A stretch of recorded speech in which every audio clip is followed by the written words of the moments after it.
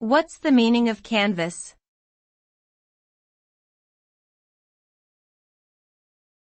Canvas.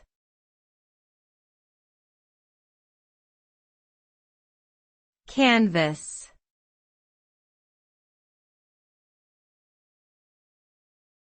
Canvas.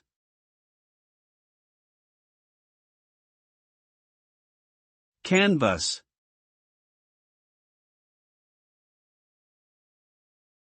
The word canvas has multiple meanings depending on the context in which it is used. However, one of its most common meanings is to solicit or gather opinions, votes, or support from a group of people or specific individuals. The result of a canvass can vary depending on the purpose of the gathering. In an election, a canvass can result in the tallying of votes, while in market research, it may lead to insights into consumer behavior to inform business decisions.